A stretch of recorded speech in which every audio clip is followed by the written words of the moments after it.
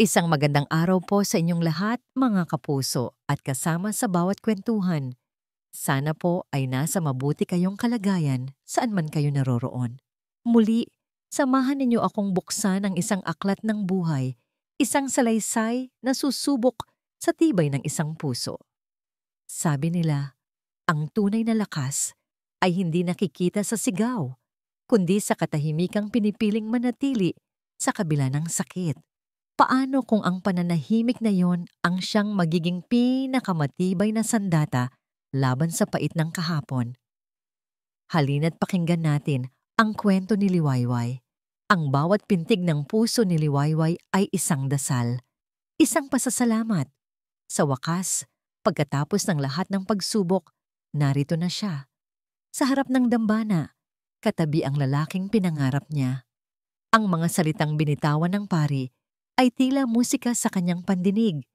Isang matamis na himig na bumubura sa lahat ng takot at pangamba sa kanyang dibdib. Hawak niya ng mahigpit ang kamay ni Lino.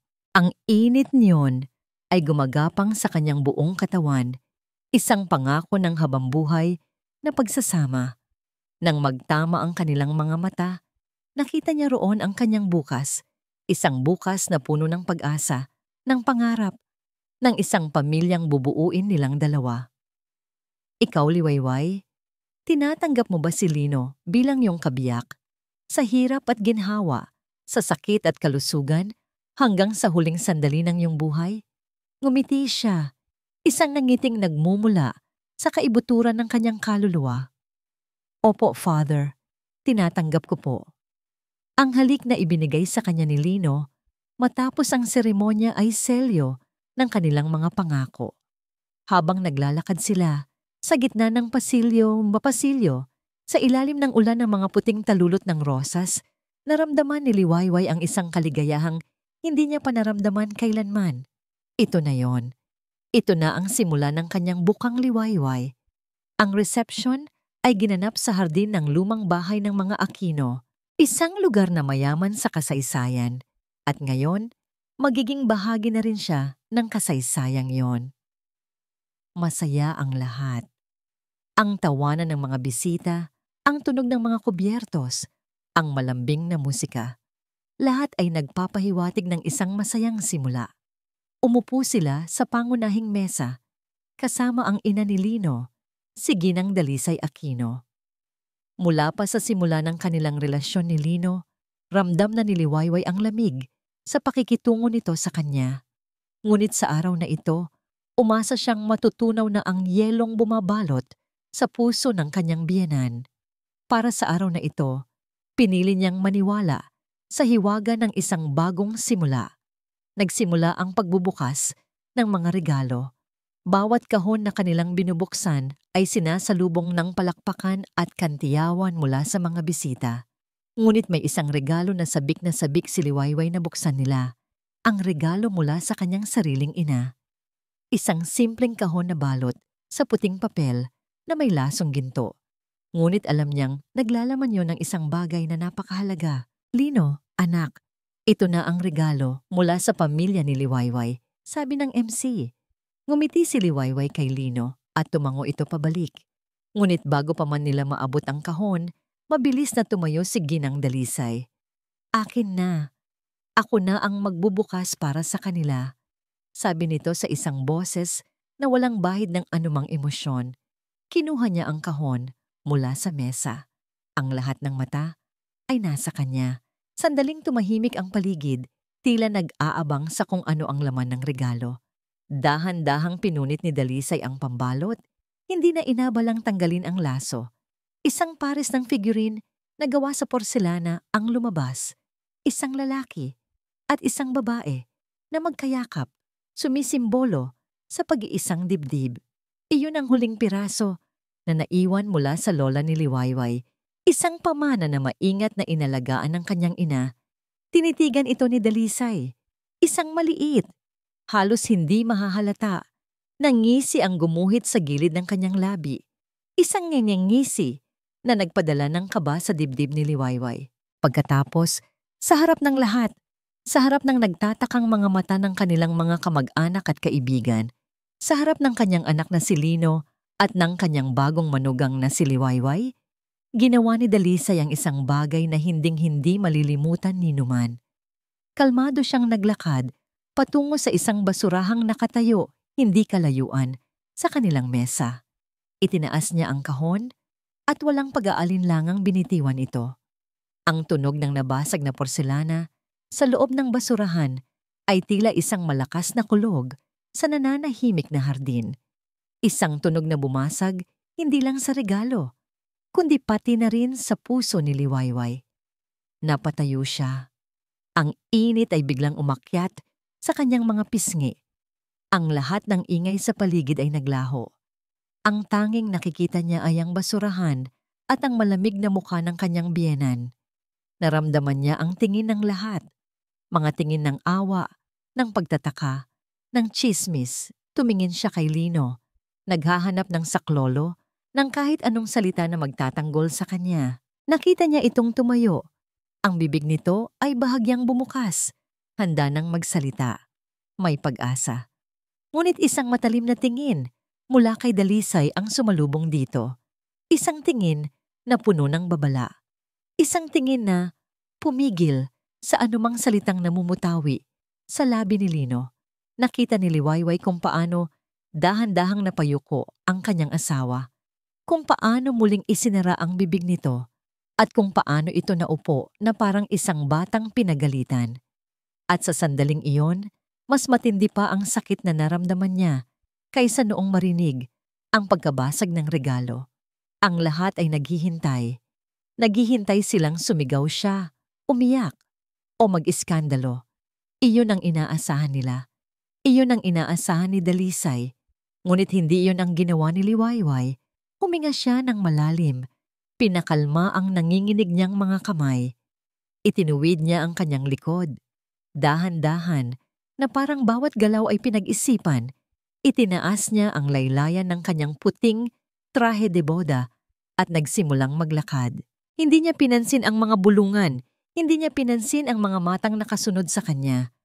Ang kanyang tinungo ay iisa lang, ang basurahan. Walang pagkasuklam, walang pag-aalangan, yumuko siya. Sa harap ng lahat ng bisita, sa gitna ng kanyang sariling kasal, dinampot niya ang puting kahon mula sa basurahan. Maingat niyang pinagpaga ng dumi na kumapit dito, na parang hawak niya ang isang bagay na napakahalaga. Tumayo siya at humarap sa kanyang biyenan. Nagtama ang kanilang mga mata. Sa mga mata ni Dalisay, nakita niya ang tagumpay at paghamak. Ngunit sa mga mata ni Liwayway, walang luha, walang galit. Isang kakaibang kalmado ang naroon. Isang kalmadong mas nakakatakot kaysa sa anumang sigaw. Hinawakan niya ng mahigpit ang kahon. Sa isang boses na pantay ngunit malinaw, sapat lang para marinig nilang dalawa ni Lino. Nagsalita siya. Inay, baka po nalaglag ninyo. Akin na po at itatago ko ng mabuti. Ang katahimikan sa loob ng kanilang bagong kasal na silid ay mas mabigat pa kaysa sa anumang sigaw. Si Lino ay nakaupo sa gilid ng kama. Ang kanyang mga siko ay nakapatong sa kanyang mga tuhod, habang ang kanyang mga kamay ay magkasalikop na tila isang anyo ng panalangin. Mula sa kanyang kinauupuan, pinagmamasdan niya si Liwayway na maingat na inaayos ang mga gamit nito sa aparador. Ang eksena sa resepsyon ay paulit-ulit na naglalaro sa kanyang isipan. Ang tunog ng nabasag na porselana, ang malamig na titig ng kanyang ina, at higit sa lahat, ang kalmadong mukha ni Liwayway habang dinadampot ang regalo mula sa basurahan. Ang katatagan nito ay isang sampal sa kanyang sariling kaduwagan. Liway, mahina niyang tawag. Patawarin mo ako. Patawarin mo ako sa ginawa ni Mama. Huminto si Liwayway sa pagtutupi ng damit. Hindi siya lumingon. Wala kang kasalanan, Lino. Siya ang gumawa, hindi ikaw. Pero wala akong ginawa, sabi niya. Ang boses ay basag. Dapat pinagtanggol kita. Dapat may sinabi ako. Sa wakas, humarap ito sa kanya. Walang galit sa mga mata nito. Tanging isang malalim na lungkot na tila umabot hanggang sa kanyang kaluluwa. Ano ang sasabihin mo, Lino? Isang bagay na magpapasimula ng gulo sa sarili mong kasal. Minsan, ang katahimikan ang pinakamabuting sagot. Lumapit siya rito at niyakap ito mula sa likuran. Isiniksik ang kanyang mukha sa buhok nito. Pangako, Liway. Pangako babawi ako sa'yo. Hindi ko nahahayaang mangyari ulit yon. Naramdaman niya ang marahang pagtango ni Liwayway sa kanyang dibdib, ngunit sa kaibuturan ng kanyang puso, alam ni Lino na ang pangakong yon ay mas madaling sabihin kaysa gawin. Ang mga sumunod na araw ay naging isang pagsubok sa pangakong yon. Ang digmaan ni Dalisay ay hindi idinaan sa sigawan. Ito ay isang digmaang malamig at tahimik, isang serye ng maliliit na karayom na unti-unting tumutusok sa kanilang pagsasama. Ang mga unang patak ng lason ay nagsimula sa hapagkainan. Isang umaga, nagluto si Liwayway ng kanilang almusal. Sinikap niyang gawin ang paborito ni Lino, sinangag, itlog at longganisa. Nainayos niya ng maganda sa plato. Naku, amoy sunog! Bungad ni Dalisay pagbaba nito mula sa itaas. Umupo ito sa kabisera ng mesa at tiningnan ang pagkain na may pagkasuklam. Ang sinangag, dapat buhaghag. Ito, dikit-dikit. At ang longganisa, Lino. Hindi ba mas gusto mo yung gawa sa lukban? Ito, parang binili lang sa kanto. Hindi umimik si Liwayway. Nagpatuloy lang ito sa paglalagay ng pagkain sa plato ni Lino. Noong si Clarissa pa ang nililigawan mo, pagpapatuloy ni Dalisay habang nakatingin kay Lino pero malinaw na pinaparinggan si Liwayway. Ang sasarap ng mga luto niya. Alam na alam niya ang timpla mo. Ma, tama na po yan, sabi ni Lino. Ang boses ay may halong pakiusap. Masarap po ang luto ni Liwa. Oy, tikman niyo po muna. Ngumisi lang si Dalisay at kumuha ng pandesal. Busog ako sa kape. Ang lason ay kumalat mula sa kusina patungo sa kanilang negosyo, ang Panaderia Aquino. Iyon ang kaharian ni Dalisay at sinigurado niyang mararamdaman ni Liwayway na isa lamang itong dayuhan doon. Liwayway, dahil wala ka namang ginagawa, linisin mo ang bodega. Utos nito isang hapon sa harap ng ibang mga empleyado. Ang bodega ay isang lugar na puno ng mga lumang sako ng arena, mga sirang gamit, at alikabok na naipon sa loob ng maraming taon. Kailangan nating magkaroon ng espasyo para sa mga bagong delivery.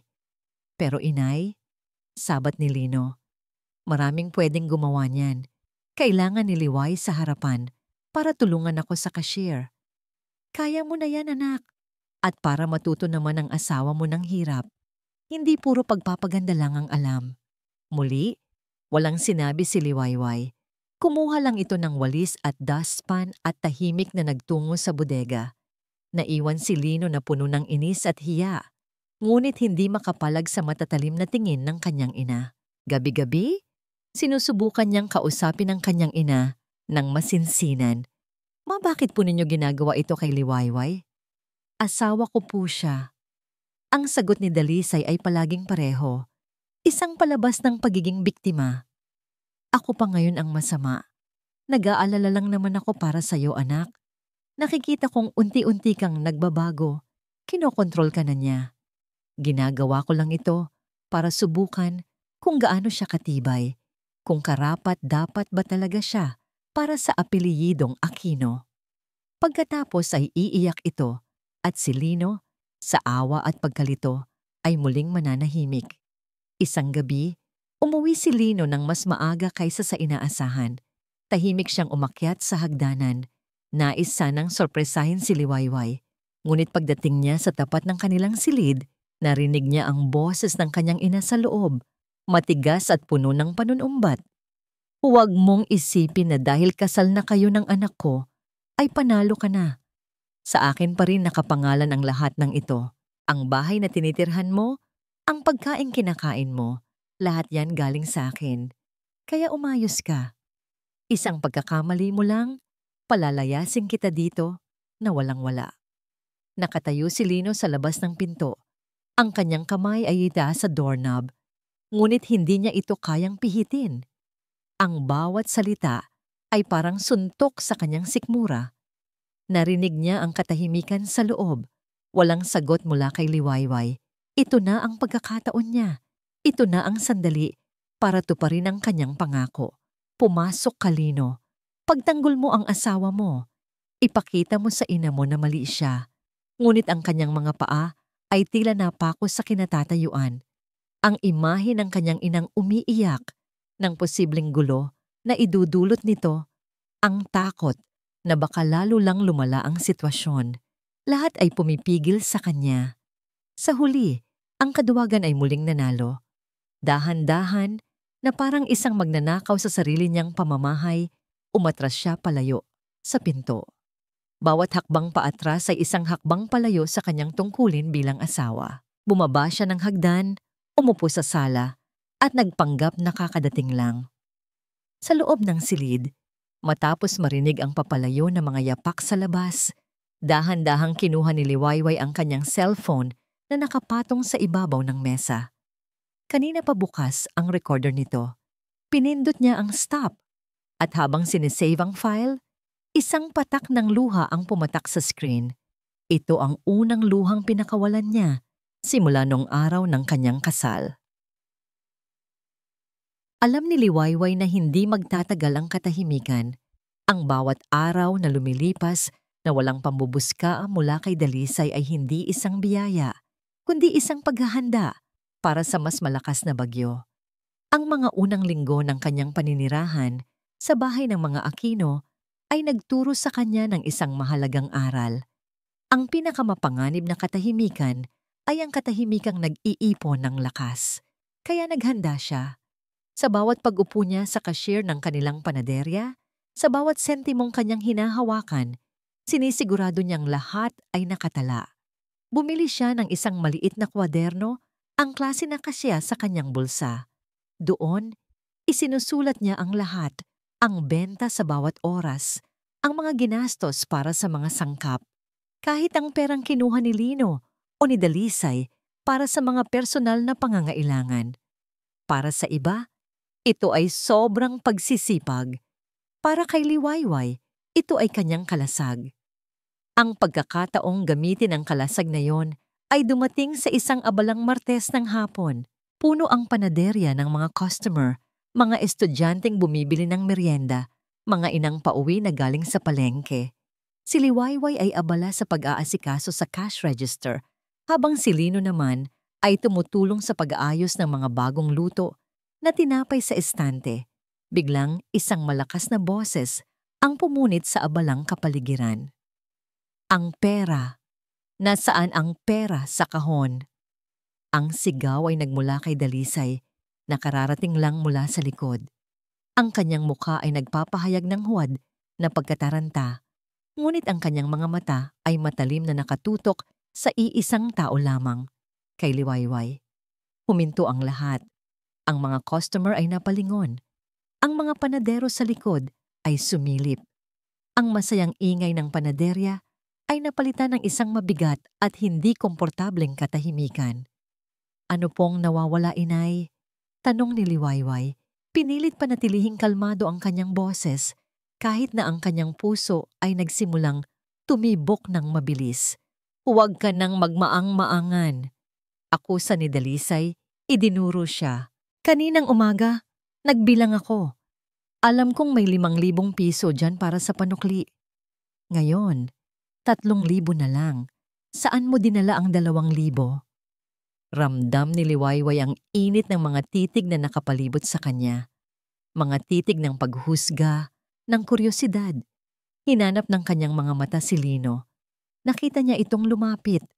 Ang mukha ay puno ng pagkalito. Ma, baka po nagkamali lang kayo ng bilang, sabi ni Lino, sinubukang pakalmahin ang ina. Hindi ako nagkakamali, giit ni Dalisay. Simula nang ang babaeng yan ang humawak sa kaha, doon na nagsimulang magkaproblema. Sabihin mo, Liwayway, anong binili mo? Bagong damit? O baka naman ipinadala mo na sa pamilya mo? Ang bawat salita ay isang dagok, isang pampublikong pagpapahiya na masakit at nakakababa ng pagkatao. Tumingin si Liwayway sa kanyang asawa, naghahanap ng lakas, ng tiwala. Ngunit ang nakita niya sa mga mata ni Lino ay isang bagay na mas sumugat pa sa kanya, pag-aalinlangan. Hindi nito alam kung sino ang paniniwalaan. At sa saglit na yon, naramdaman ni Liwayway ang tunay na pag-iisa. Huminga siya ng malalim. Hindi ngayon. Hindi siya iiyak sa harap nila. "Sandali lang po, inay," sabi niya sa isang boses na hindi nanginginig. Kalmado siyang naglakad patungo sa kanyang bag na nakasabit sa isang sulok. Kinuha niya mula roon ang maliit na kwaderno at isang ballpen. Bumalik siya sa counter, binuklat ang kwaderno sa tamang pahina at inilatag ito sa ibabaw ng counter para makita ng lahat. Ito po ang talaan ng lahat ng pumasok at lumabas na pera mula kaninang umaga. Paliwanag niya. Ang kanyang daliri ay maingat na tinutunton ang bawat linya. 8:00 ng umaga. Ang laman po ng kaha ay 5,000 piso. Tama po kayo. 9:30, kumuha po si Kuya Manny ng pambili ng gasol, 800 piso. Narito po ang resibo. Inilabas niya ang resibo mula sa ilalim ng kaha. 11:00, kumuha po kayo, inay, ng 1,200. Sabi niyo po ay pambayad sa kumare ninyo. Namutla si Dalisay. Tila nakalimutan niya ang perang kinuha niya kanina. 800 at 1,200 ay 2,000 piso. Pagpapatuloy ni Liwayway, ang kanyang boses ay nanatiling pantay. Ang natira po sa kaha ay eksaktong 3,000 piso. Kung gusto niyo po, maaari nating tingnan ang CCTV para makumpirma ang lahat. Isang nakabibinging katahimikan ang muling bumalot sa panaderya. Ang mga customer ay nag-iwasan ng tingin, tila nahihiya para kay Dalisay. Si Lino ay nakatingin lang kay Liwayway. Ang pag-aalinlangan sa kanyang mukha ay napalitan ng pagkamangha at hiya. Si Dalisay, na naipit sa sarili niyang patibong, ay hindi makapagsalita. Ang kanyang plano na ipahiya si Liwayway ay bumalik sa kanya ng buong buo. Ngunit ang isang tulad ni Dalisay ay hinding-hindi aamin ng pagkakamali. Nang makabawi siya, isang matalim na galit ang pumalit sa kanyang pagkahiya. Tinitigan niya si Liwayway, hindi dahil sa pagkakamali, kundi dahil sa katotohanang natalo siya nito. "Masyado kang mapaghanda," nanggigigil niyang sabi, sapat lang para marinig ng mga nasa malapit. "Masyado kang kalkulada, lahat na lang itinatala mo. Isa kang ahas na tahimik pero mapanganib." Hindi na siya humingi ng tawad. Tinalikuran niya ang lahat at mabilis na naglakad pabalik sa opisina sa likod. Ibinagsak ang pinto ng malakas. Unti-unting bumalik sa normal ang lahat, ngunit ang tensyon ay naiwan sa hangin. Pagkaalis ng mga huling customer, naiwan sina Lino at Liwayway sa katahimikan. "Liway, patawarin mo si Mama at patawarin mo ako," sabi ni Lino, puno ng pagsisisi. Tumingin lang si Liwayway sa kanya. Pagkatapos ay ipinagpatuloy ang pag-aayos ng kaha. Wala na siyang salitang gustong sabihin. Kinagabihan, habang nag-iisa si Liwayway sa counter at naghahanda ng magsara, lumabas si Dalisay mula sa opisina. Akala ni Liwayway ay hindi na siya nito papansinin, ngunit huminto ito sa kanyang tabi. Napakalapit na halos maramdaman niya ang init ng galit nito. Walang nakatingin, walang makakarinig. Sa isang boses na malamig at parang bulong ng isang ahas, nagsalita si Dalisay. "Inaakala mong nanalo ka na? Ito ay simula pa lang." Para kay Dalisay, ang pagkatalo sa harap ng mga empleyado at customer ay hindi isang simpleng pagkakamali. Ito ay isang deklarasyon ng giyera. Habang nakakulong siya sa kanyang opisina, ang maririnig lamang ay ang pag-ikot ng bentilador. Ngunit sa loob ng kanyang isipan, isang bagyo ang nagwawala. Ang babaeng iyon, si Liwayway, hindi siya isang inosenteng probinsyana na napadpad sa kanilang pamilya. Hindi. Siya ay tuso, kalkulada, Ang paghahanda nito sa insidente ng pera ay patunay na mayroon itong itinatagong talino, isang talinong mapanganib.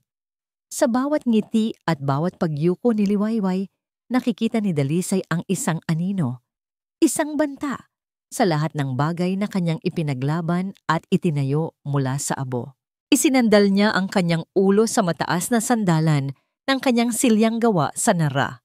Ang amoy ng lumang papel at kahoy sa loob ng opisina ay nagbalik sa kanya sa isang nakaraang matagal na niyang ibinaon. Isang nakaraang pilit niyang tinatakasan sa bawat paggising niya sa umaga. Bigla, wala na siya sa kanyang komportableng opisina. Bumalik siya sa isang maliit at masikip na panaderya. 20 taon na ang nakalipas. Ang hangin ay mabigat sa amoy ng lebadura at ng murang pabango ng kanyang biyenan. Isang babaeng may matamis na ngiti, ngunit may pusong puno ng kasakiman. Naaalala pa niya ang mga gabing hindi siya makatulog. Hindi dahil sa init, kundi dahil sa mga yabag ng mga lalaking naniningil ng utang sa kanilang pintuan. Naaalala niya ang kahihiyan sa tuwing makikita niyang lumuluhod ang kanyang biyenan. Nagmamakaawa, nangangako ng mga bagay na hindi nito kayang tuparin. Sandali lang, parang awa niyo na. Babayaran ko kayo sa susunod na linggo. Ngunit ang susunod na linggo ay hindi dumadating. Ang perang para sa arena ay napupunta sa sugal. Ang mga alahas na dapat sana'y pamana sa kanya ay isa-isang nawawala. Ang Panaderia Aquino, na minsan ay simbolo ng kanilang dangal, ay unti-unting kinakain ng mga utang na hindi niya ginawa. Siya si Dalisay, ang naiwan upang pulutin ang mga basag na piraso, magtrabaho mula umaga hanggang gabi, tiisin ang gutom at pangungutya, para lang muling ibangon ang pangalang winasak ng iba. Iminulat ni Dalisay ang kanyang mga mata. Ang bangungot ng kahapon ay kasing linaw pa rin ng kasalukuyan. Iyon ang dahilan. Iyon ang dahilan kung bakit ang bawat sentimo ay mahalaga. Kung bakit ang kontrol ay kasing halaga ng paghinga. Hindi na siya papayag na may sino mang sisira sa kanyang pinaghirapan. Lalo na ang isang tagalabas. Kinabukasan, sinubukan niyang isagawa ang isang bagong plano. Isang planong unti-unting maglalayo sa lahat mula kay Liwayway. Nilapitan niya si Mang Cesar, ang kanilang pinakamatandang panadero at pinagkakatiwalaang tauhan. Mang Cesar, kumusta na ang trabaho? Panimula niya ang boses ay pilit na pinatamis. Nakikita kong masipag yang asawa ni Lino. Masyado yatang masipag. Lahat na lang pinapakialaman, pati ang paglilista ng mga benta. Baka mamaya, pati pagmamasa ng tinapay, gusto na ring aralin. Ngumiti lang si Mang Cesar habang nagpupunas ng kamay sa kanyang apron. Ganoon po talaga siguro, Ma'am Dalisay, kapag bago. Gustong matutunan ng lahat. Mabait na bata po si Liwayway at mabilis matuto. Kanina nga po, tinuruan ko siya kung paano ang tamang pagtantiya sa tubig para sa pandesal. Nakuha niya agad. Ang sagot ni Mang Cesar ay isang sampal. Imbis na makakuha ng kakampi, napatunayan pa niyang maging ang mga taong matagal na niyang kasama ay unti-unti nang nakukuha ang loob ng kanyang manugang. Ang lason ay hindi na niya kontrolado. Kumakalat na ito. Lalo siyang napraning. Kailangan niyang malaman kung ano pa ang ginagawa ni Liwayway. Naalala niya ang utos niya ritong linisin ang bodega. Iyon ay isang perpektong lugar para magtago ng mga sikreto. Dahan-dahan siyang nagtungo sa bodega. Ang pinto ay bahagyang nakaawang. Mula sa maliit na siwang, sinilip niya ang nasa loob. Nakita niya si Liwayway, pawis na pawis, abala sa pag-aayos ng mga lumang sako. Walang reklamo. Tahimik lang itong nagtatrabaho. Ang imaheng iyon, imbis na magbigay ng awa, ay nagdulot ng mas matinding inis kay Dalisay. Bakit hindi ito sumusuko? Habang inaangat ni Liwayway ang isang buntonon ng mga lumang dyaryo, isang piraso ng sahig na gawa sa kahoy ang bahagyang umangat. Ito ay maluwag na at nabubulok na dahil sa kuryosidad Marahang inangat ni Liwayway ang tabla. Sa ilalim, isang maliit na espasyo ang lumitaw. At sa loob niyon, may isang bagay na nakabalot sa lumang tela. Isang maliit na baul na yari sa bakal. Maingat itong inilabas ni Liwayway. Nang buksan niya ito, ang laman ay mga lumang papeles at resibo. Ngunit sa ilalim ng mga iyon, may isang bagay pa. Isang makapal at itim na aklat na may nakakandadong ginto na kinalawang na. Pinagmasdan ito ni Liwayway. Hinaplos ang magaspang na pabalat. Ano kaya ang laman nito? Sa labas ng pinto, nanlaki ang mga mata ni Dalisay. Ang kanyang paghinga ay biglang bumigat na para bang may isang kamay na biglang sumakal sa kanya. Hindi maaari. Kilalang-kilala niya ang aklat na yon. Iyon ang aklat na itinago niya 20 taon na ang nakalipas. Ang aklat na naglalaman ng lahat ng madilim na transaksyon, ng mga pangalan, ng mga utang na muntik nang lumubog sa kanilang pamilya. Ang aklat na yon, ang kanyang pinakamatinding bangungot. At ngayon, hawak-hawak na ito ng babaeng pinakakinamumuhian niya. Ang pagkataranta ni Dalisay ay mabilis na naging purong galit. Sa kanyang isipan, hindi ito aksidente. Hindi ito nagkataon lang. Si Liwayway ay isang espiya, isang manggagamit na naghahalongkat ng kanyang nakaraan para gamitin laban sa kanya. Ang mukha ni Dalisay ay nag-iba ng anyo. Ang kunot sa kanyang noo ay lumalim. Ang kanyang mga labi ay naging isang manipis na linya. At sa kanyang mga mata, isang apoy ng pagkasuklam at takot ang nag-aalab. Ang bigat sa dibdib ni Liwayway ay tila isang batong hindi maalis-alis. Mula nang matuklasan niya ang nakakandadong aklat, naramdaman niya ang pagbabago sa kilos ni Dalisay. Ang dating matalas na pananalita ay napalitan ng isang mapagmasid na katahimikan, isang katahimikang mas nakakakilabot. Nararamdaman niya ang mga mata nito sa kanyang likod, saan man siya magpunta, na para bang isa siyang magnanakaw na naghihintay lang ng tamang pagkakataon.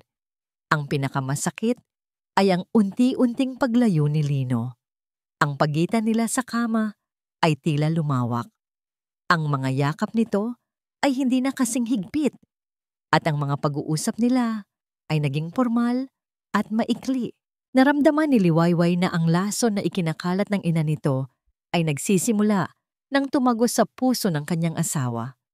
Isang hapon, habang nag-iisa siyang nagwawalis sa harap ng panaderya, nilapitan siya ni Lino. May dala itong 2 bote ng malamig na soft drinks.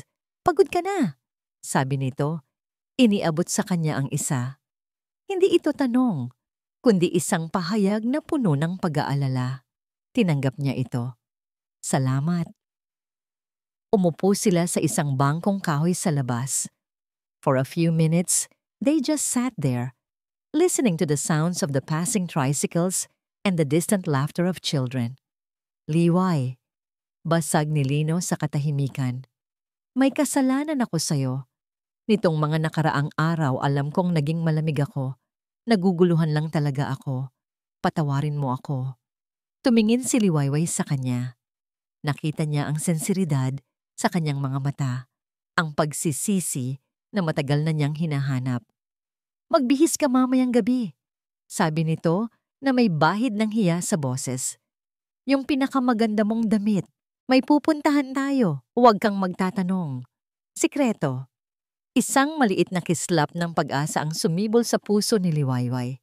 Sa kabila ng lahat, sinusubukan pa rin ni Lino. At para sa kanya, sapat na iyon. Kinagabihan, isinuot niya ang isang simpleng asul na bestida na binili niya gamit ang sarili niyang ipon bago sila ikasal. Naglagay siya ng kaunting kolorete sa mukha.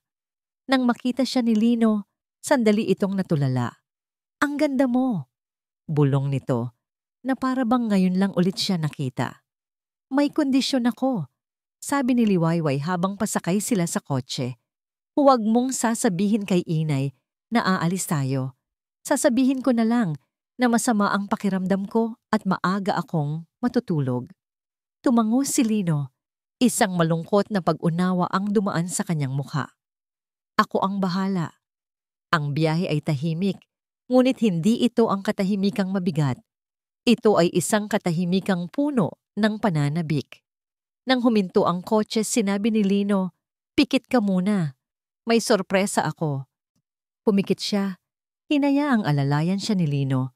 Palabas ng sasakyan, narinig niya ang mahinang hampas ng mga alon at naamoy ang alat ng hangin mula sa dagat. Dahan-dahan siyang inalalaya ni Lino sa buhanginan. "Sige na, buksan mo na ang mga mata mo." Pagmulat niya, isang tanawin ang bumungad sa kanya na halos magpaiyak sa kanya sa tuwa. Sa gitna ng dalampasigan, may isang mesang nakahanda para sa kanilang dalawa lamang. May mga kandilang nagsisilbing ilaw at isang maliit na florera na may isang tangkay ng puting rosas. Ang buong paligid ay payapa. Tanging ang tunog ng alon at ang liwanag ng buwan ang kanilang kasama. "Lino," wala siyang masabi. "Para sa'yo, mahal ko," sabi ni Lino. Hinila ang upuan para sa kanya. "Para makabawi ako sa lahat." Sa gabing iyon, naramdaman ni Liwayway na muli silang naging sila. Naglaho ang anino ni Dalisay. Naglaho ang bigat sa kanilang mga dibdib.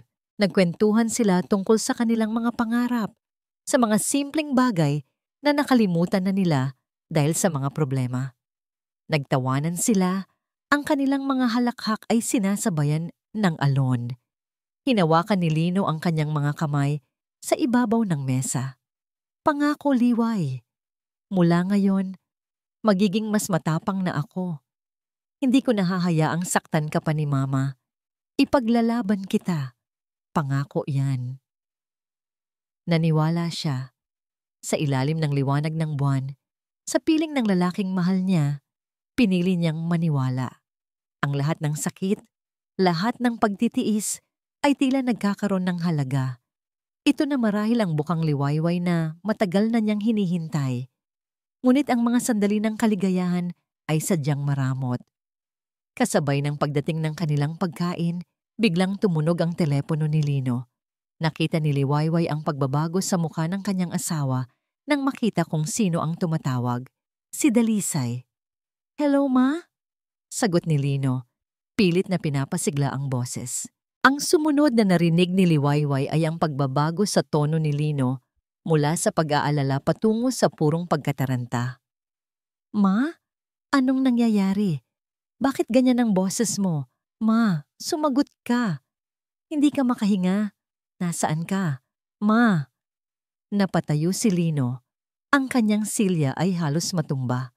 Ang lahat ng kulay ay nawala sa kanyang mukha. "Liway, kailangan nating umuwi. Si Mama, inaatake sa puso. Hindi siya makahinga." Ang puso ni Liwayway ay biglang nanlamig, na parang binuhusan ng nagyayelong tubig. Isang bahagi niya ay nag-aalala, ngunit isang mas malaking bahagi ang nakakaramdam ng isang pamilyar na panlalamig. Isang panlalamig na nagsasabing ito ay isang patibong. "Lino, sigurado ka ba?" "Hindi ko alam. Basta ang sabi niya, hindi siya makahinga. Halika na, bilis." Sigaw nito, puno ng pag-aalala. Ang kanilang romantikong hapunan ay naiwang nakatiwangwang. Ang mga kandila ay patuloy na sumasayaw sa hangin, mga saksi sa isang gabing ninakaw. Ang biyahe pabalik ay isang paglipad. Si Lino ay halos paliparin ang sasakyan. Ang kanyang mga kamay ay mahigpit na nakakapit sa manibela. Nang huminto sila sa tapat ng bahay, halos sabay silang bumaba at tumakbo papasok. Inaasahan ni Liwayway na makita ang isang ambulansya o si Dalisay na nakahandusay sa sahig. Ngunit hindi. Pagbukas nila ng pinto, ang bumungad sa kanila ay ang malakas na tunog ng telebisyon mula sa sala. At doon, sa paborito nitong sopa, nakaupo si Dalisay. Kalmado itong nanonood ng kanyang paboritong teleserye, may hawak pa na isang tasa ng tsaa. Napahinto sila sa may pintuan, parehong hinihingal. Tumingin si Dalisay sa kanila, isang ekspresyon ng pagkagulat ang dumaan sa kanyang mukha. Oh, Lino anak, nandyan na pala kayo. Ayos na ako. Bigla na lang gumaan ang pakiramdam ko.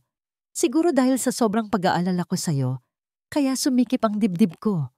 Ang paliwanag ay malumanay, ngunit ang kanyang mga mata ay hindi nakatingin kay Lino. Ang mga iyon ay nakatutok kay Liwayway, matalim at puno ng tagumpay. Isang tingin na malinaw na nagsasabi, "Akin ang anak ko. Akin ang gabing ito. Panalo na naman ako." Ang pag-asa ni Liwayway ay namatay sa sala ng gabing iyon. Habang pinagmamasdan niya si Dalisay na kalmadong nanonood ng telebisyon at si Lino na hindi makapagsalita sa pagitan ng hiya at pagkainis, isang malamig na katotohanan ang bumalot sa kanya. Hindi ito isang laban na kaya niyang ipanalo sa pamamagitan lamang ng kabaitan at pagpapasensya. Ang kalaban niya ay hindi lang isang biyenang masungit. Ito ay isang master manipulator na handang gawin ang lahat para makuha ang gusto niya. Ang pagtitiis ay may hangganan, at ang hangganan ni Liwayway ay ang gabing ninakaw sa kanya. Kinabukasan, habang si Lino ay nasa bayan para bumili ng mga supply at si Dalisay ay abala sa pakikipag-usap sa isang kliyente sa telepono, alam ni Liwayway na ito na ang kanyang pagkakataon. Ang kuryosidad niya tungkol sa lumang aklat ay hindi na lamang simpleng pag-usisa. Ito na ay isang pangangailangan. Isang pangangailangang maintindihan kung anong uri ng demonyo ang kanyang kinakaharap. Kailangan niyang malaman kung ano ang sikretong itinatago ni Dalisay na nagbibigay dito ng ganitong kapangyarihan at pait. Dahan-dahan siyang nagtungo sa bodega. Ang bawat hakbang niya ay maingat. Ang bawat paghinga ay kinokontrol. Ang amoy ng alikabok at lumang harina ay sumalubong sa kanya. Ngunit ngayon, ang amoy na yon ay tila amoy ng mga lihim. Inangat niya ang nabubulok na tabla sa sahig at muling kinuha ang maliit na baul. Inilabas niya ang itim na aklat. Ang kandado nitong ginto ay tila nangungutya sa kanya. Isang maliit na bantay ng isang malaking sikreto. Sinubukan niyang buksan ito gamit ang kanyang kuko. Ngunit masyado itong matibay. Tumingin siya sa paligid, naghahanap ng kahit anong maaaring gamitin. At doon, sa kanyang buhok, naramdaman niya ang isang bagay na metal, isang hairpin. Maingat niyang kinuha ang hairpin at itinulos ang dulo nito sa maliit na butas ng kandado. Hindi siya sanay sa ganitong gawain, ngunit ang determinasyon niya ay mas matalas pa sa anumang susi. Narinig niya ang mahinang kaluskos ng metal sa kinakalawang na metal. Pinikit niya ang kanyang mga mata, dinadama ang bawat galaw sa loob ng kandado. Ilang saglit ng pagsubok at pagkatapos, isang mahinang click. Isang tunog na kasing lakas ng isang pagsabog sa nananahimik na bodega. Bumukas ang kandado. Huminga siya ng malalim bago buksan ang pabalat.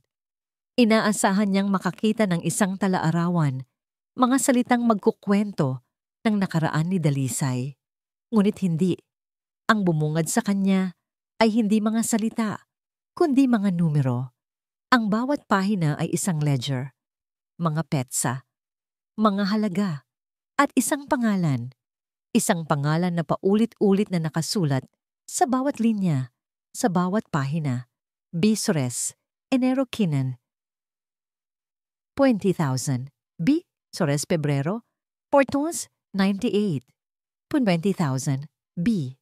Sores Marso 16, 1998. 25,000. B. Suarez. Nilipat niya ang mga pahina. Ang mga petsa ay nagpatuloy sa loob ng maraming taon. Ang mga halaga ay malalaki, sapat na para bumili ng lupa o magpatayo ng isang maliit na bahay. Sino si B. Suarez? Bakit siya binabayaran ni Dalisay ng ganito kalaking pera sa loob ng napakatagal na panahon? Ito ba ay utang? Blackmail? Isang lihim na kasosyo? Habang papalapit siya sa mga huling pahina, napansin niyang mas nagiging magulo at nanginginig ang pagsusulat na para bang isinulat ito sa gitna ng matinding galit o takot. Ang huling entry ay may petsang halos 1 taon na. ang nakalipas. Pagkatapos niyon, blanko na ang mga pahina. Naramdaman ni Liwayway ang bigat ng aklat sa kanyang mga kamay. Hindi ito isang simpleng talaan. Ito ay isang testamento ng isang mabigat na pasanin. Isang sikretong binayaran ni Dalisay, hindi lang ng pera, kundi marahil ng kanyang kaluluwa. Isang kaluskos mula sa labas ng pinto ang nagpabalik sa kanya sa kasalukuyan. Mabilis niyang isinara ang aklat. Ngunit huli na ang lahat. Ang pinto ng bodega ay bumukas ng malakas. Lumikha ng isang malakas na lagabog na nagpatayo sa lahat ng buhok sa kanyang batok. Nakatayo doon si Dalisay. Ang kanyang muka ay hindi na muka ng isang biyenang masungit. Ito ay muka ng isang taong nakakita ng multo. Ang kanyang mga mata ay nanlalaki sa takot. Ngunit sa ilalim ng takot na yon, isang apoy ng purong galit ang nagsimulang mag-alab. Ano ang ginagawa mo? Sabi ni Dalisay, ang bawat salita ay mabagal at puno ng panganib. Ang kanyang mga mata ay hindi nakatingin kay Liwayway, kundi sa itim na aklat na hawak nito. Inay, magpapaliwanag po ako. Magnanakaw. Ang sigaw ni Dalisay ay umaling-ongaw sa maliit na espasyo, matinis at puno ng pagkasuklam. Hindi ka lang manggagamit, isa ka ring magnanakaw. Pakialamera. Bago pa man makagalaw si Liwayway, sumugod si Dalisay na parang isang hayop na nasugatan. Hinablot nito ang aklat mula sa kanyang mga kamay. Dahil sa bigla at marahas na paghatak, isang pahina sa gitna ng aklat ang napunit. Krrrk! Ang tunog ng napunit na papel ay tila mas masakit pa kaysa sa anumang sigaw. Wala kang karapatan. Wala kang karapatan na halungkatin ang mga bagay na hindi sayo. Sigaw ni Dalisay. Ang mga luha ng galit ay nagsimulang mamuo sa kanyang mga mata. Niyakap niya ang aklat na parang ito ang pinakamahalagang bagay sa mundo. Napatulala si Liwayway, hawak pa rin ang napunit na piraso ng pahina. Nanginginig siya, hindi sa takot, kundi sa biglaang pagkaunawa sa bigat ng kanyang ginawa. Hindi ko po sinasadya. Hindi na niya natapos ang kanyang sasabihin. Isang mabilis at malakas na sampal ang dumapos sa kanyang pisngi. Pak! Ang sakit ay matalas at nakakagulat. Napahawak si Liwayway sa kanyang pisngi. Ang kanyang tainga ay umuugong. Sa gilid ng kanyang labi, naramdaman niya ang mainit at maalat na lasa ng dugo. Tumingin siya kay Dalisay. Ang kanyang mga mata ay puno ng hindi makapaniwalang sakit. At sa likuran ni Dalisay, sa nakaawang na pinto ng bodega, isang figura ang nakatayo, naninigas na parang isang estatwa. Si Lino. Nakatayo siya roon. Ang daladalang kahon ng mga supply ay nabitawan at nakakalat sa sahig. Ang kanyang mga mata ay dilat. Napapalipat-lipat mula sa umiiyak na galit ng kanyang ina patungo sa pulang marka ng kamay sa pisngi ng kanyang asawa. Ang mundo ay tila huminto para sa kanilang tatlo. Ma? Liway? Ang basag na tanong ni Lino. Ang kanyang boses ay isang mahinang bulong sa gitna ng nagwawalang katahimikan. Anong nangyayari dito? Para kay Lino, ang eksena sa bodega ay isang imaheng susunog sa kanyang alaala habang buhay. Sa isang sulok, ang kanyang ina, si Dalisay, na mahigpit na yakap-yakap ang isang lumang aklat. Ang mukha ay basang-basa sa luha ng galit at takot. Sa kabilang sulok, ang kanyang asawa, si Liwayway, na nakahawak sa sariling pisngi. Ang mga mata ay nanlalaki sa sakit at hindi makapaniwala.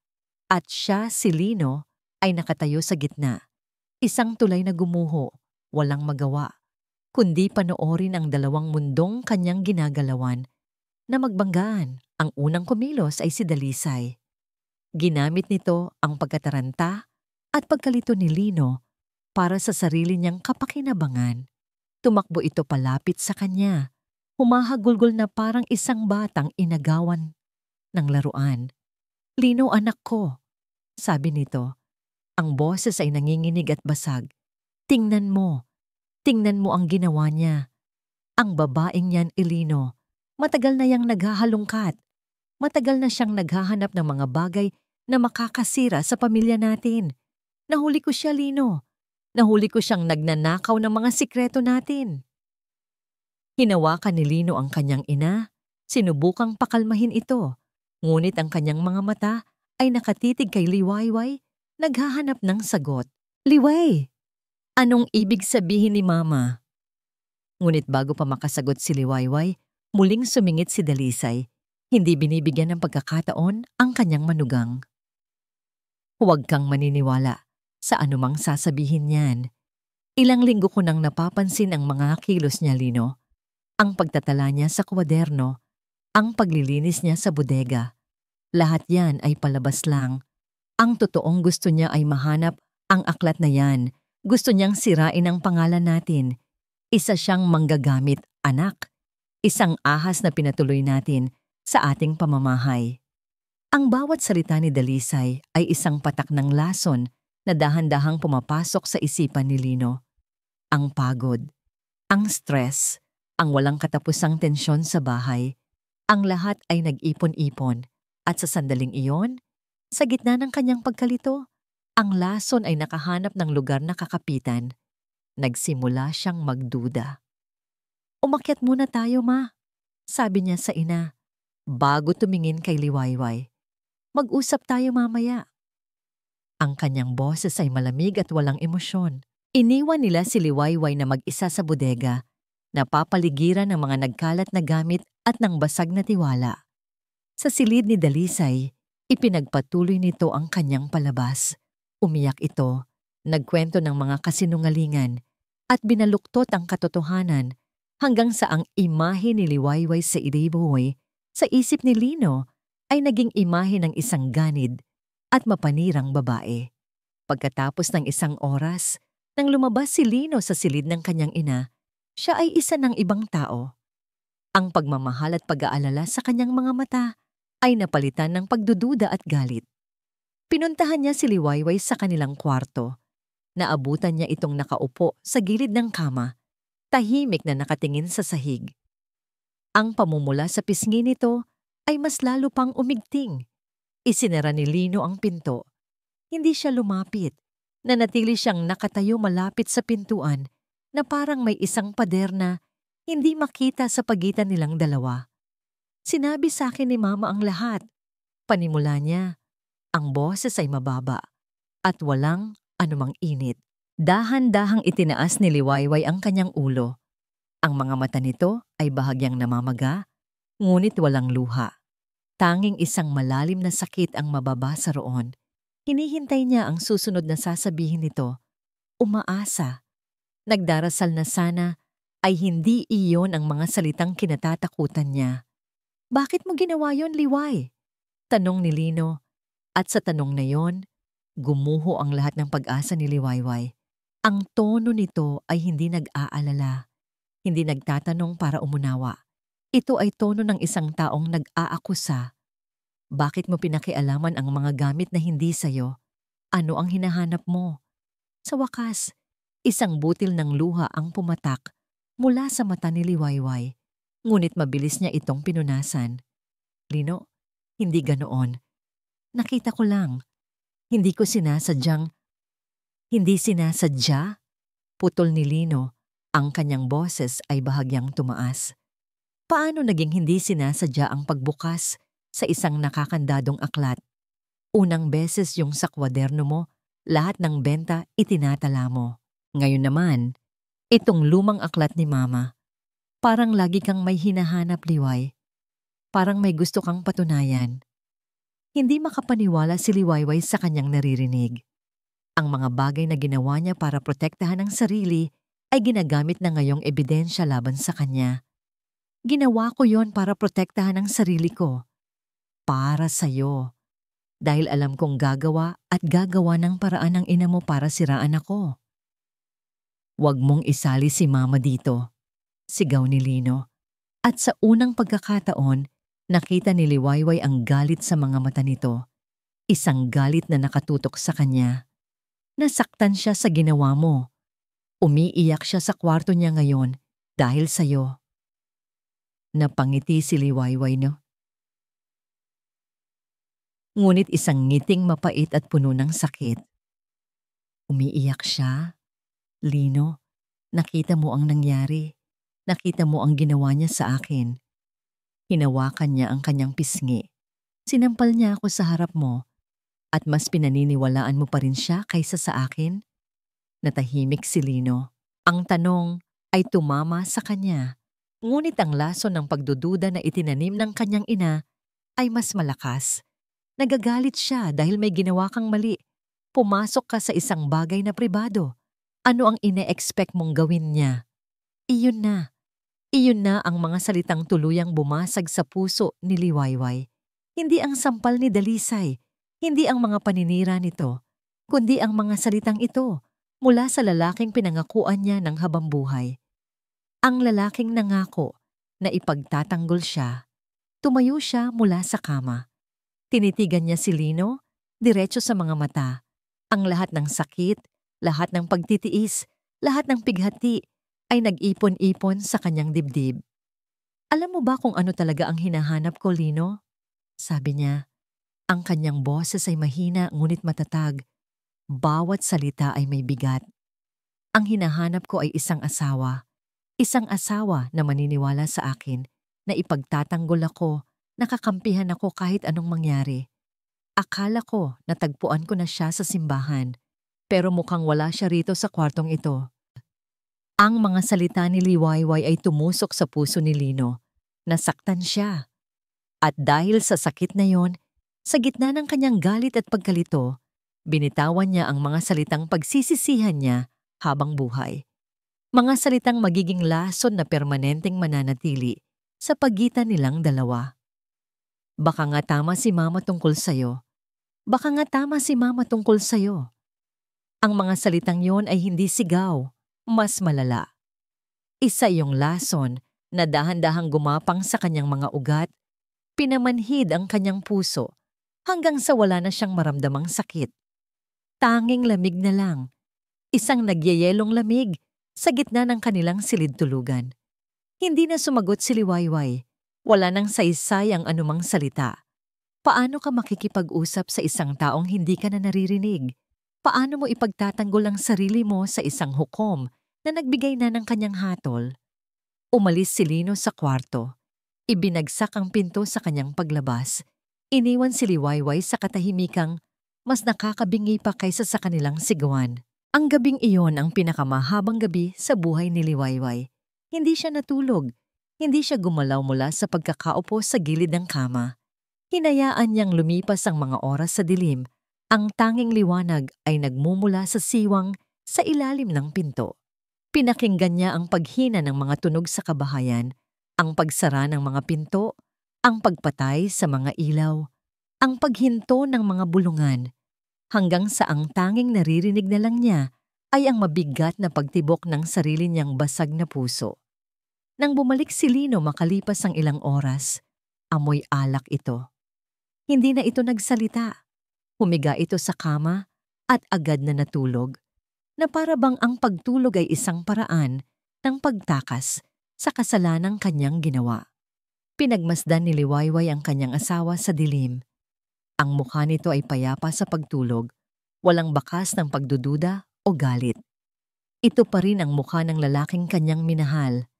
Ang lalaking nagpangako sa kanya ng isang bukang liwayway, ngunit ang lalaking iyon ay naglaho na. Pinalitan ng isang estrangherong natutulog sa tabi niya. Isang estrangherong mas piniling maniwala sa mga kasinungalingan kaysa sa kanyang katotohanan. Doon, sa katahimikan ng gabi, habang pinagmamasdan ang lalaking sumira sa kanya, isang desisyon ang nabuo sa isip ni Liwayway. Hindi ito isang desisyon na ginawa dahil sa galit. Ito ay isang desisyon na isinilang mula sa pagod. Pagod na siyang lumaban sa isang digmaang hindi niya kailanman mapapanalunan.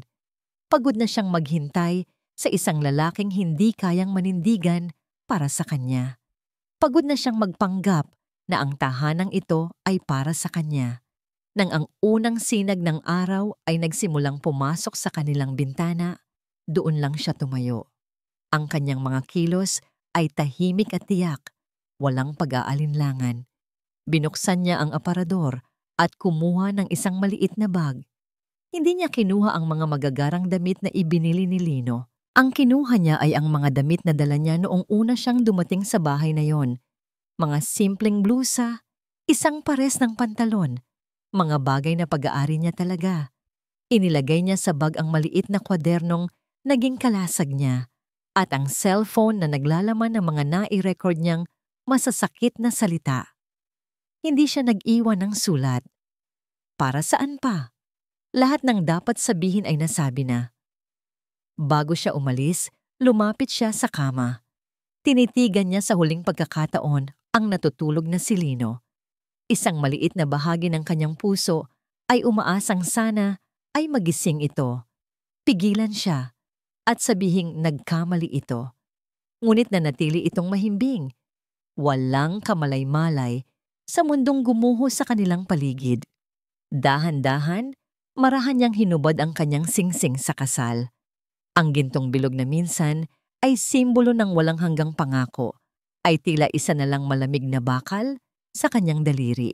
Maingat niyang ipinatong ang singsing sa ibabaw ng bedside table, sa tabi mismo ni Lino, kung saan tiyak na makikita nito paggising. Ito na ang kanyang huling salita. Isang tahimik na paalam. Naglakad siya palabas ng silid, isinara ang pinto nang walang anumang ingay. Dinaanan niya ang sala kung saan si Dalisay ay nagkakape na, ngunit hindi niya ito tiningnan. Hindi rin siya tiningnan ni Dalisay. Isang hindi nakikitang pader ang nakapagitan sa kanilang dalawa. Sa sandaling iyon, hindi sila magbiyenan. Sila ay dalawang estranghera na nagwagi at natalo sa iisang digmaan.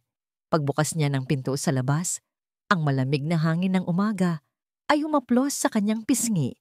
Tinutuyo ang mga luhang. Hindi niya namalayang pumatak na pala. Humakbang siya palabas. At sa bawat hakbang palayo sa bahay ng mga Aquino, hindi siya lumingon pabalik. Ang kapeng iniinom ni Dalisay ay may kakaibang pait ngayong umaga. Mula sa kanyang pwesto sa hapagkainan, nakita niya ang pag-alis ni Liwayway. Hindi siya kumibo. Hindi siya gumawa ng anumang ingay. Pinanood lang niya ang figura ng kanyang manugang na dahan-dahang naglaho. Sa labas ng kanilang gate, dala ang isang maliit na bag. Panalo na siya. Iyon ang dapat niyang maramdaman. Tagumpay. Ang balakid ay naalis na. Ang banta sa kanyang kontrol ay wala na. Ngunit habang nilalasap niya ang katahimikan ng bahay, isang katahimikang matagal na niyang hinangad. Walang saya siyang naramdaman. Tanging isang nakakabinging kahungkagan. Ang kaaway ay wala na, ngunit ang digmaan sa loob niya ay hindi pa tapos. Ang katahimikan ay nabasag nang bumaba si Lino mula sa itaas. Ang kanyang buhok ay magulo, ang kanyang mga mata ay namumugto, at ang amoy ng alak ay bahagya pa ring kumakapit sa kanyang damit. Hindi ito nagsalita. Dumiretso ito sa kusina. Uminom ng isang basong tubig at tumayo lang doon, nakatingin sa kawalan. Tingnan mo ang sarili mo, sabi ni Dalisay. Hindi inaalis ang tingin sa kanyang tasa. Nagkakaganyan ka para sa isang babaeng walang ginawa kundi guluhin ang buhay natin. Mabuti na lang at umalis na siya. Hindi sumagot si Lino, ngunit nakita ni Dalisay ang panginginig ng mga balikat nito. Nakita niya ang isang luhang pumatak sa pisngi nito at mabilis na pinunasan. Ang itsura ng kanyang nag-iisang anak, wasak at talunan, ay hindi nagdulot ng awa kay Dalisay. Nagdulot ito ng inis. At sa ilalim ng inis na yon, isang pamilyar na takot ang muling gumapang sa kanyang dibdib. Ang takot na makitang mahina ang kanyang anak, na madaling matalo ng emosyon tulad ng kanyang ama. Tulad ng kanyang biyenan. Doon na pagtanto ni Dalisay ang isang bagay. Ang pag-alis ni Liwayway ay hindi sapat. Ang pag-alis ni Liwayway ay isang sintomas lamang. Ang tunay na sakit, ang cancer na kumakain sa kapayapaan ng kanyang pamilya sa loob ng 20 taon, ay nananatili pa rin. Ang sikretong nakatago sa itim na aklat, ang anino ni Bika Suarez, hanggat hindi niya pinuputol ang ugnayang iyon, hindi siya magiging tunay na malaya, hindi magiging tunay na ligtas ang kanyang anak. Isang desisyon ang nabuo sa kanyang isipan, matigas at hindi na mababali. Ngayon na ang araw. Ngayon niya tatapusin ang lahat. Tumayo siya at nagtungo sa kanyang opisina sa panaderya. Kinuha niya ang itim na aklat mula sa pinagtataguan nito sa ilalim ng sahig. Tinitigan niya ito. Hindi na kailangang buksan. Saulo na niya ang bawat pangalan, bawat numero, bawat petsa na nakasulat doon. Ang aklat na ito ay hindi lang talaan ng utang. Ito ay talaan ng kanyang kahihiyan, ng kanyang pagtitiis, ng kanyang mga gabing walang tulog. Sa isang marahas na galaw, binuklat niya ito sa huling pahina kung saan nakasulat ang pangalan ni B. Suarez. Pinunit niya ang pahinang yon. Ang tunog ng napupunit na papel ay parang isang sigaw ng kalayaan. Kumuha siya ng lighter mula sa kanyang drawer at dinala ang kapirasong papel sa lababo. Sinindihan niya ang dulo nito. Pinanood niya ang dahan-dahang paglamon ng apoy sa mga letra, sa mga numero, hanggang sa ang pangalan ni B. Suarez ay naging itim na abo at tinangay ng hangin. Ngunit hindi sapat ang simbolismo. Kailangan niya itong tapusin sa totoong buhay. Nagpunta siya sa bangko at nag-withdraw ng malaking halaga. Ang lahat ng natitira sa kanyang lihim na ipon. Ang perang dapat sana ay para sa kanyang pagtanda. Ngunit walang halaga ang kinabukasan kung ang kahapon ay patuloy na humahabol sa iyo. Sumakay siya sa kanyang lumang kotse. Iniwan niya ang pamilyar at tahimik na mga kalsada ng Baryo Amihan. Nagmaneho siya patungo sa isang bahagi ng syudad na bihira niyang puntahan, isang lugar na masikip, magulo, at amoy basura. Isang lugar kung saan ang mga eskinita ay madidilim kahit sa gitna ng araw. Huminto siya sa tapat ng isang nagtitipong mga barong-barong. Dito nagtatago ang multo ng kanyang nakaraan. Pinatay niya ang makina ng sasakyan at huminga ng malalim. Ang kanyang mga kamay ay nanginginig, ngunit ang kanyang puso ay buo sa determinasyon. Bumaba siya ng kotse, dala ang isang makapal na brown envelope na naglalaman ng pera. Bawat hakbang niya sa makitid na eskinita ay tila isang hakbang pabalik sa panahon. Sa dulo ng eskinita, isang lalaki ang nakatayo, nakasandal sa pader na puno ng bandalismo. Ito ay matanda na, ngunit ang tindig nito ay mapanganib pa rin.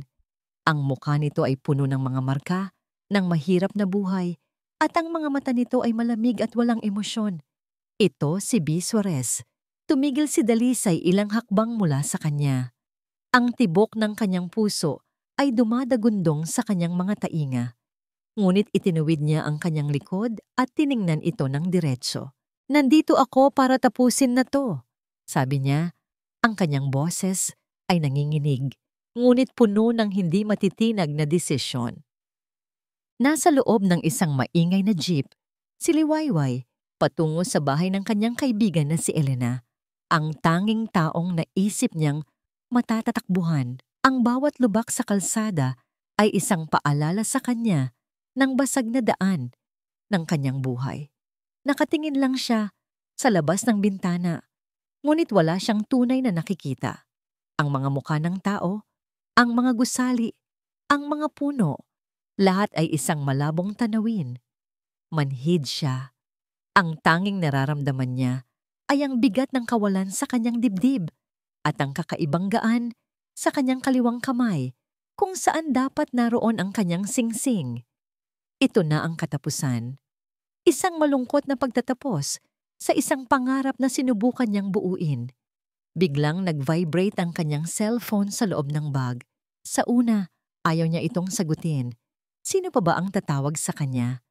Ngunit nang makita niya ang pangalan sa screen, isang pamilyar na kaba ang bumalik sa kanyang dibdib. Si Lino. Nag-alinlangan siya, ngunit sa huli, sinagot niya ito. Hello? Liway! Ang sigaw sa kabilang linya ay puno ng pagkataranta, basag at halos hindi maintindihan. "Liway, tulungan mo ako, si Mama." Wala siya. Napaupo ng tuwid si Liwayway. Anong ibig mong sabihin na wala siya? Umalis siya. Pagkagising ko, wala na siya. At nag-withdraw siya ng malaking pera sa bangko. Lahat ng ipon niya, Liway. Hindi ko alam kung saan siya nagpunta. Hindi niya sinasagot ang tawag ko. Isang malamig na agos ng kuryente ang gumapang sa buong katawan ni Liwayway. Ang malaking pera, ang aklat, ang galit sa mga mata ni Dalisay kahapon. Bigla, ang lahat ng piraso ng palaisipan ay nagsimulang magkabit-kabit sa kanyang isipan. At isang pangalan ang umilaw na parang isang babala. B. Suarez. "Lino, kumalma ka," sabi niya. Ang sarili niyang boses ay nagulat sa pagiging kalmado nito. May ideya ako kung nasaan siya. "Saan? Sabihin mo sa akin. Hindi na mahalaga. Ako na ang pupunta." Pero Liway, ibinaba niya ang tawag. Ang kaninang panlalabo ng kanyang paningin ay biglang luminaw. Ang bawat tunog ay naging matalas. Ang adrenaline ay biglang bumomba sa kanyang mga ugat. Mabilis niyang kinuha ang kanyang cellphone at nag-search. B. Suarez, Panaderia Aquino. Mga utang. Ang mga keywords ay nagbigay sa kanya ng mga lumang artikulo at chismis sa isang local forum tungkol sa isang kilalang loan shark sa isang partikular na distrito sa kabilang bahagi ng syudad. Isang distrito na kilala sa panganib. "Para!" sigaw niya sa driver ng jeep. Bumaba siya sa gitna ng kalsada, hindi alintana ang mga busina ng sasakyan. Pumara siya ng isang tricycle. "Manong, sa kanto ng San Roque, sa may eskinita. Pakibilisan po." Habang mabilis na tumatakbo ang tricycle, ang puso ni Liwayway ay tila nakikipagkarera dito. Ano ang ginagawa ko? Bakit ko to ginagawa? Ang babaeng yon ang sumira sa akin. Ang pamilyang yon ang tumalikod sa akin. Ngunit isang boses sa kanyang isipan ang mas malakas. Isang boses na nagsasabing walang sino man ang karapat-dapat mapahamak, kahit pa ang taong pinakakinamumuhian mo. Nang marating nila ang lugar, ibinayad niya ang driver at tumakbo papasok sa isang makitid at madilim na eskinita. Amoy basura at kanal ang hangin. Sa dulo, narinig niya ang mga nagtataasang boses. "Tapos na tayo. Ito na ang huli. Wala ka nang makukuha pa sa akin." Iyon ang boses ni Dalisay, nanginginig ngunit matigas.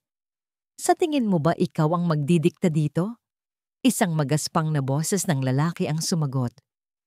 "Kulang pa to sa lahat ng interes na hindi mo binayaran. Akin na ang sobre."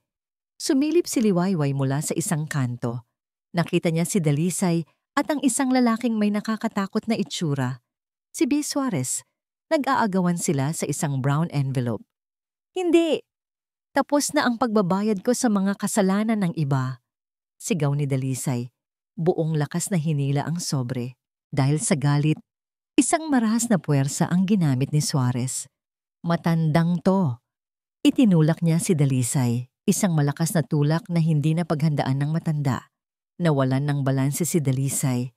Natapilok siya at napaatras, diretso palabas ng eskinita patungo sa kalsada. Ang lahat ay nangyari ng napakabilis. Kasabay ng pagbagsak ni Dalisay sa kalsada, isang malakas na ugong ng paparating na motorsiklo ang narinig ni Liwayway. Mabilis itong tumatakbo. Walang oras para tumayo si Dalisay. Walang oras para umiwas ang driver. Ang mundo ni Liwayway ay tila bumagal. Nakita niya ang nanlalaking mga mata ni Dalisay sa takot. Nakita niya ang liwanag mula sa headlight ng motorsiklo. Hindi na siya nag-isip. Ang kanyang mga paa ay kusa ng gumalaw. Sa isang pagsabog ng lakas na hindi niya alam kung saan nanggaling, tumakbo siya palabas ng eskinita. "Inay!" Sa huling segundo, bago pa man tumama ang motorsiklo, buong lakas niyang itinulak si Dalisay patungo sa gilid ng kalsada. Ang tunog ng humaharurot na motor, ang sigaw ng driver, at ang malakas na kalabog ng kanilang mga katawan sa semento ay nagsabay-sabay. Naramdaman ni Liwayway ang matalas na sakit sa kanyang siko at balakang habang gumulong sila sa magaspang na daan. Ang motorsiklo ay mabilis na dumaan sa kanilang tabi. Halos 1 pulgada lang ang layo. Nang huminto ang lahat, ang tanging maririnig ay ang papalayo na tunog ng motor at ang sarili nilang hinihingal na paghinga. Nakahiga si Liwayway sa ibabaw ni Dalisay. Ang kanyang mga braso ay nakayakap pa rin dito na parang isang kalasag. Nanginginig ang kanyang buong katawan. Dahan-dahan siyang bumangon. Tiniis ang sakit. Si Dalisay ay nakahiga pa rin. Ang kanyang mga mata ay dilat na dilat. Nakatitig sa kawalan. Nanginginig sa takot. May maliit na galos ito sa noo kung saan ito tumama sa semento. Dahan-dahan, ibinaling ni Dalisay ang kanyang ulo. Tumingin siya kay Liwayway, ang babaeng kanyang sinampal, ang babaeng kanyang pinalayas, ang babaeng kasasagip lang ng kanyang buhay. Ang galit at pagkamuhi sa mga mata ni Dalisay ay wala na. Napalitan ito ng isang bagay na mas malalim, isang lubos na hindi makapaniwalang pagtataka. Ang lahat ng pader na itinayo niya sa paligid ng kanyang puso sa loob ng maraming taon ay gumuho sa isang iglap. Sa harap ng kamatayan, ang lahat ng pait, lahat ng takot, lahat ng kontrol ay nawalan ng halaga. Ang tanging nakikita niya ay ang mukha ng kanyang manugang, puno ng pag-aalala. Ang sarili nitong pisngi ay may gasgas at ang siko nito ay dumudugo. Binuksan nito ang kanyang bibig, ngunit tanging isang salita lang ang lumabas. Isang mahinang bulong na puno ng lahat ng tanong na hindi niya kayang bigkasin. Bakit hindi sumagot si Liwayway? Imbis na sumagot, maingat niyang inalalayan si Dalisay na umupo. Inay, may masakit po ba sa inyo? Kaya niyo po bang tumayo? Ang paggamit ng salitang inay matapos ang lahat ay ang huling dagok na tuluyang bumasag sa natitirang katigasan ni Dalisay. Doon, sa isang marumi at mapanganib na kalsada, habang tinutulungan ng babaeng kanyang sinaktan, ang mga luhang matagal na niyang ikinulong ay nagsimulang bumagsak. Hindi ito mga luha ng pagkukunwari o ng pagmamanipula. Ito ay mga luha ng isang taong sa wakas ay natalo, hindi ng kanyang kaaway, kundi ng sarili niyang konsensya. Ang amoy ng ospital, isang pinaghalong amoy ng antiseptic, gamot at takot, ang sumalubong kay Lino pagdating niya. Nagmamadali siyang tumakbo sa pasilyo. Ang kanyang puso ay dumadagundong sa bawat hakbang. Nang makita niya si Liwayway na nakaupo sa isang hilera ng mga upuan sa labas ng emergency room, isang komplikadong emosyon ang bumalot sa kanya. Gumaan ang kanyang loob na ligtas ito, ngunit kasabay nito ay isang matinding hiya ang kanyang naramdaman. Ang babaeng sinigawan niya, ang babaeng sinabihan niyang baka tama nga ang kanyang ina, ang babaeng iniwan niya. Narito ngayon, may mga galos sa braso at binti, naghihintay para sa parehong ina na sumira sa kanila. Dahan-dahan siyang lumapit. Walang nagsalita sa kanila sa loob ng ilang minuto. Ang katahimikan sa pagitan nila ay puno ng mga salitang hindi nila masabi. Kumusta? Kumusta ka? Basag ni Lino sa katahimikan. Ang kanyang boses ay paos. Tumingin lang sa kanya si Liwayway. Hindi galit, hindi nanunumbat. Tanging isang malalim na pagod. Ayos lang ako. Si Inay ang nasa loob. Bago pa man siya makapagtanong muli, isang doktor ang lumabas mula sa emergency room. Pamilya po ni Ginang Dalisay Aquino. Kami po. Halos sabay nilang sabi.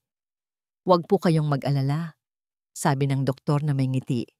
Minor injuries lang, mga galos at pasa dahil sa pagbagsak, pero kailangan siyang maobserbahan ng ilang oras dahil sa shock. Maaari niyo na siyang makita sa kanyang silid.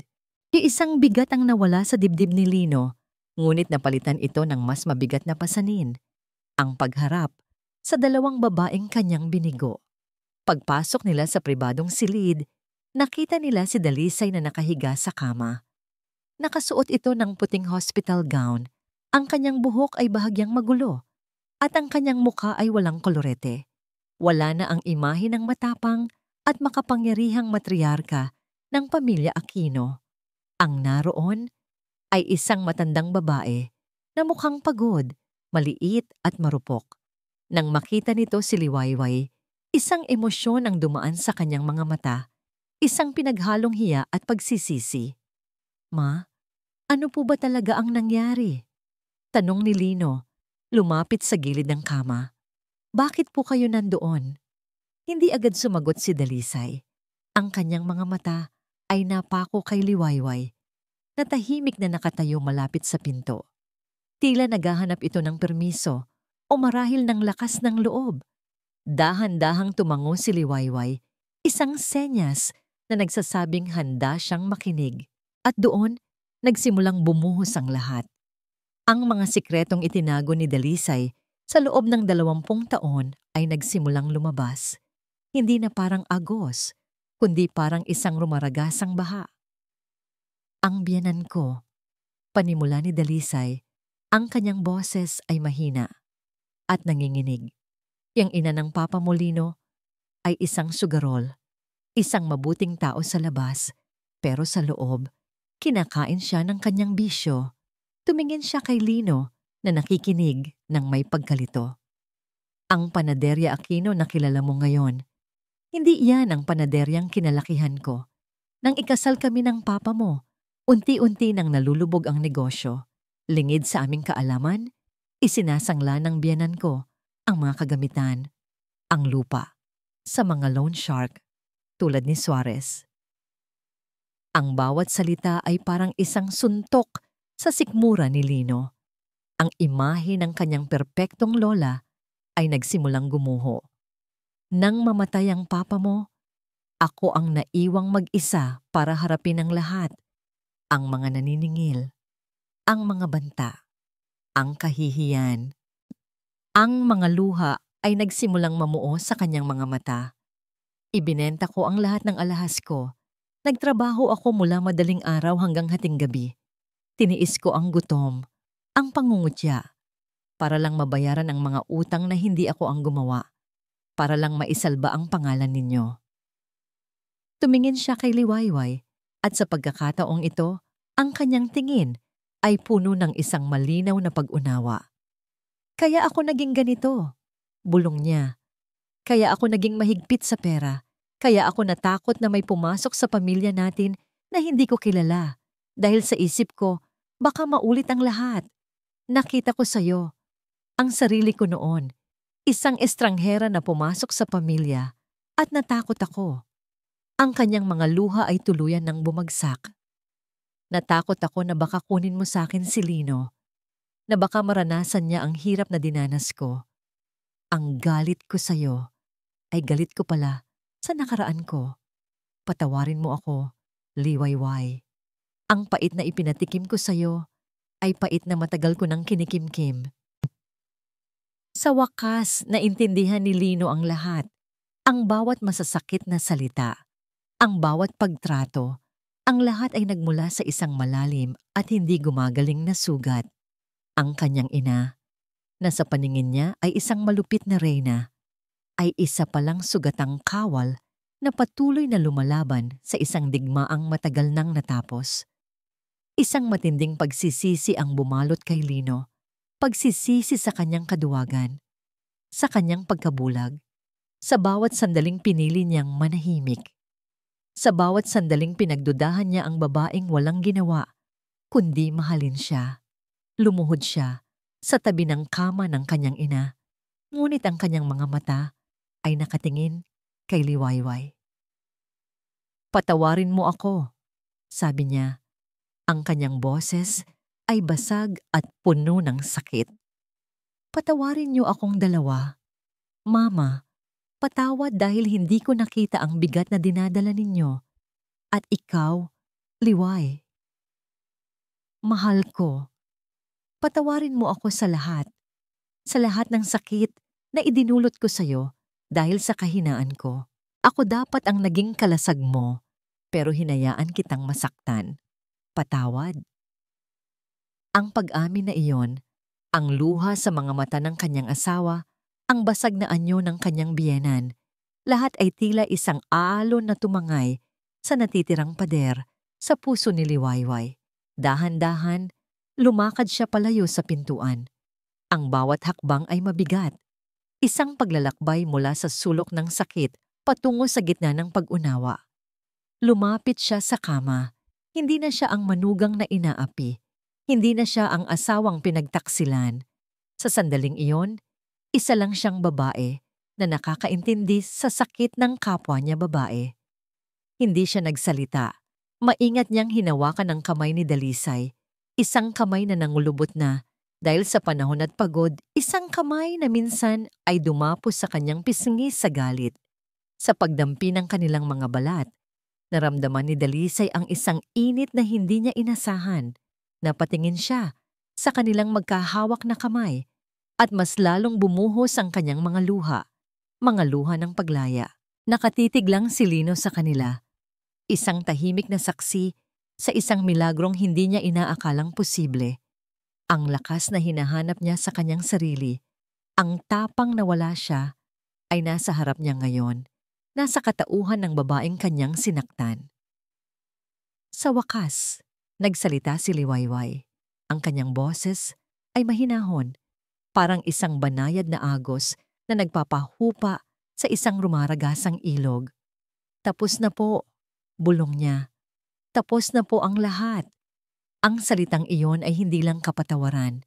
Ito ay isang pangako. Isang pangako na ititigil na nila ang pagpapasa ng sakit mula sa isang henerasyon patungo sa susunod. Isang pangako na ang bukang liwayway na matagal na niyang hinahanap ay hindi lang para sa kanya, kundi para sa kanilang lahat.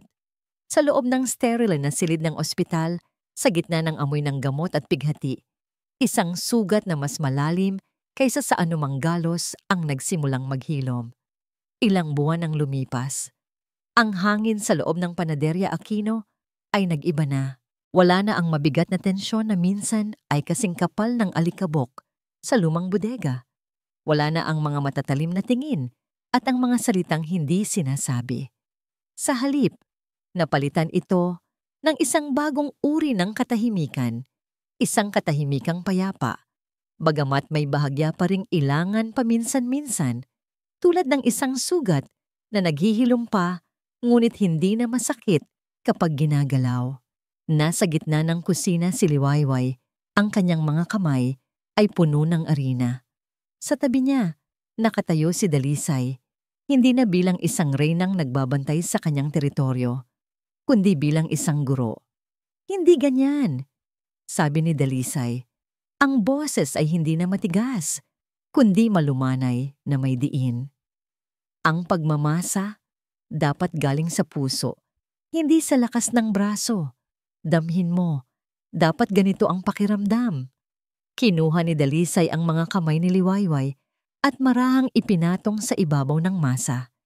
Ipinakita nito ang tamang galaw, ang tamang diin. Ang mga kamay na minsan ay sumampal sa kanya, ay siya na ngayong gumagabay sa kanya. Sa bawat paggalaw, nararamdaman ni Liwayway hindi lang ang init ng masa, kundi ang init ng isang pagtanggap na hindi niya inakalang mararamdaman pa. Ito ang sikretong recipe ng pamilya Aquino para sa kanilang ensaymada, isang resepeng mas mahalaga pa sa anumang ginto. At ngayon, ipinapasa na ito sa kanya. Magaling, sabi ni Dalisay na may bahagyang nangiti, isang ngiting totoo at walang bahid ng anumang pagkukunwari. Mabilis kang matuto. Pagkatapos nilang magmasa, habang nagpapahinga sila at umiinom ng kape, may kinuha si Dalisay mula sa isang lumang kahon, isang makapal at kinalawang na bungkos ng mga susi. Ang mga susi sa bawat pinto ng panaderya, mula sa main gate, sa bodega, hanggang sa opisina. Inilapag niya ito sa mesa sa harap ni Liwayway. Ang tunog ng mga bakal na nagkikiskisan ay umalingaw-ngaw sa kanilang pagitan. Ano po ito, inay? Tanong ni Liwayway. Tinitigan siya ni Dalisay ng diretso sa mata. Ang kanyang tingin ay malinaw. Walang bakas ng pagdududa. Pinaghirapan ko ang panaderyang ito gamit ang dugo at pawis ko. Itinayo ko ito mula sa abo. Ito ang buhay ko. Huminga ito ng malalim. At ngayon, buhay mo na rin ito. Pamilya na kita. Iyo na rin ito. Napatulala si Liwayway. Ang mga susing iyon ay hindi lang basta mga piraso ng metal. Simbolo iyon ng tiwala. Simbolo ng pag-aari. Simbolo ng pagiging isang tunay na Aquino. Nanginginig ang kanyang mga kamay habang dahan-dahan niyang inaabot at hinahawakan ang mga susi. Mainit, mabigat, puno ng kahulugan. Salamat po, inay. Bulong niya. Ang kanyang boses ay naglalaman ng lahat ng pasasalamat na hindi niya masabi. Kinagabihan, pagkatapos nilang magsara, habang tahimik silang nag-aayos ni Lino ng mga paninda para sa kinabukasan, lumapit ito sa kanya. Wala nang pader sa pagitan nila. Ang bawat kilos ni Lino ngayon ay puno ng pag-aalaga at pagsisisi na unti-unting naghihilom sa mga sugat ng nakaraan. Liway, sabi nito. May kinuha ito mula sa kanyang bulsa, isang maliit na bagay na kumikinang sa ilalim ng ilaw ng panaderya. Ang kanyang singsing sa kasal. Alam kong hindi mabubura ng singsing na ito ang lahat ng sakit na naidulot ko, sabi ni Lino. Ang kanyang mga mata ay puno ng sensiridad. Pero gusto kong malaman mo na sa bawat araw na lumilipas, pinagsisisihan ko ang lahat. Ikaw ang naging matapang para sa ating dalawa. Ngayon, ako naman.